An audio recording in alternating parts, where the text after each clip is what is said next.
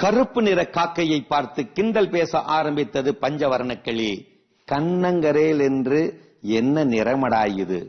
அட்டக்கறி அடுப்புக்கறி மாதிரி, சோத்துப்பானையின் அடித்தோர் மாதிரி, அமாவாசையின் மையிருட்டு மாதிரி. ஆனால் என்னை பார், என் மேலி அழகை பார், பழவழக்கும் என் வண்ண வண்ண சிறகுகளை பார். கேலியை பொருள்படுத்தாமல் தனக்குள் சொல்லிக் கொண்டது காக்கை. இந்த கருப்புக்கு என்ன குறைச்ச? அமாவாசை இருட்டான். அந்த அமாவாசை இருட்டுல தானே நட்சத்திரங்கள் எல்லாம் நல்லா தெரியுது. என்னை படைத்த கடவுள் என்னை ஒரு நோக்கம் இல்லாமலா படைத்திருப்பார்?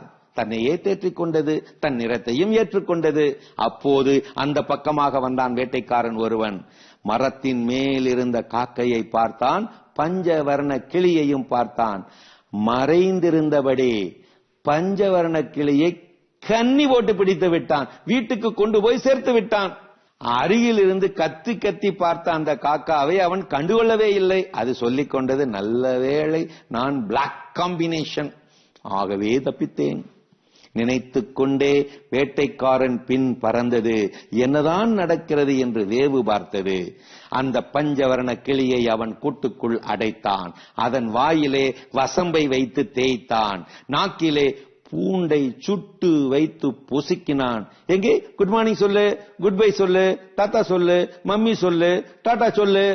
இப்படி பேச சொல்லி சொல்லி சொல்லி வாட்டி வாட்டி வறுத்தெடுத்தான். வலி பொறுக்காத அந்த பஞ்சவர்ண கிளி கத்தி கதறிக் கொண்டிருந்த அந்த நாளோ ஒரு அமாவாசை. வேட்டைக்காரனின் மனைவியோ அமாவாசை படையல் வைக்கும் நாளது. அவள் சோறு படைத்து வாசலிலே வைத்துவிட்டு பாசத்தோடு கூப்பிட்டாள், கா கா கா. இதையெல்லாம் பார்த்துவிட்டு கிளியிடம் சொன்னதாம் அந்த காக்கா, பார்த்தாயா பஞ்சவர்ண கிளியே, மனித பாசையை பேச சொல்லி மனிதன் உனக்கு சூடு வைக்கிறான். என்னுடைய பாசையிலே பேசி பேசி அதே மனிதன் எனக்கு சோறு வைக்கிறான். சன்னமாய் சொன்னதாம் அந்த கருப்பு நிற காக்கா, உன் பளபளப்பே உனக்கு வினை, என் கருகருப்பே எனக்கு துணை. யாரையும் நிறம் பார்த்து பழகாதே, உன்னை என்றும் பின்தொடரும் நானும் கருப்புதான், கற்றுத்தந்தது நிழல்.